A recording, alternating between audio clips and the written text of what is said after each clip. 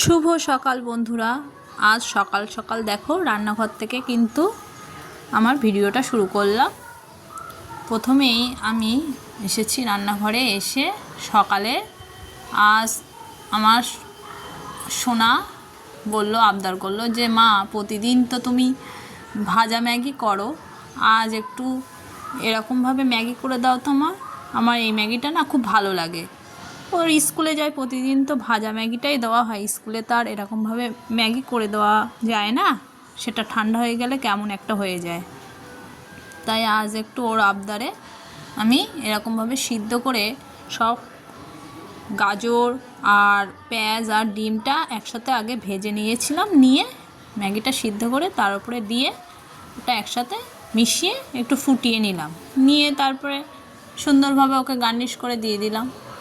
দেখে তো কি খুশি, বললো মা কি সুন্দর যে হয়েছে, আজকে হেভি লাগছে না।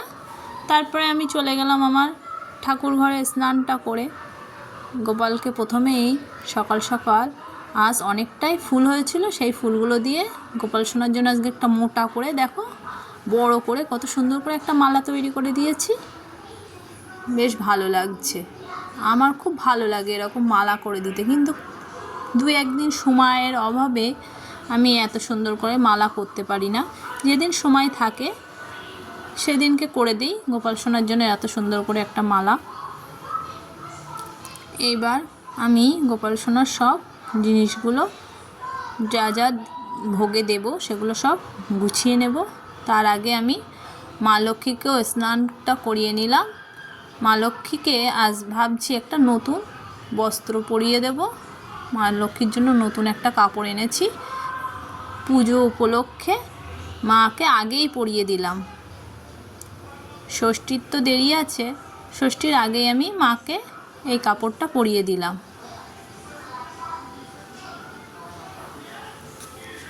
কাপড়টা বেশ লাল রঙে, বেশ খুব সুন্দর লাগছে।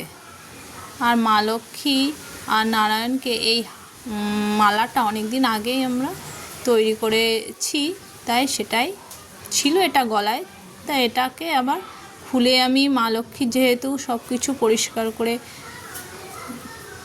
কাপড়টা পরিয়ে দিয়েছি, তাই মালাটা পরে পরিয়ে দিলাম। অনেকটা ফুল হয়েছিল বলে মা লক্ষ্মীর জন্য আজকে দেখো অনেকটা বড় একটা মালা হয়েছে, ভালো লাগে বেশ। এরকমভাবে বেশ মালা করলে খুব সুন্দর লাগে। গাছে ফুল হলে করা যায় এরকমভাবে মালা, দু একদিন হয়, অনেক ফুলই হয় কিন্তু দু একদিন একদমই হয় না। এবার ঘটটা আমি বসিয়ে দিলাম। এই ঘট প্রতি বৃহস্পতিবার করেই আমাদের তোলা হয়, তারপর সেটা নতুন ঘট আর একটা পাতা হয়, একটা করে ঘট মাজা থাকে, সেটাই মেজে পরিষ্কার করে রাখা হয়। প্রত্যেক বৃহস্পতিবার করে আমাদের ঘট পাল্টানো হয়। এবার পুজোটা আমার কমপ্লিট করে নিলাম, নিয়ে ভোগটা লাগিয়ে দিলাম, দিয়ে একটু আজ বৃহস্পতিবার ছিল তাই অনেকটা দেরি হয়েছে ঠাকুর ঘরে। এবার আমি মাকে একটু মোমবাতি ধরিয়ে বরণ করে নিলাম।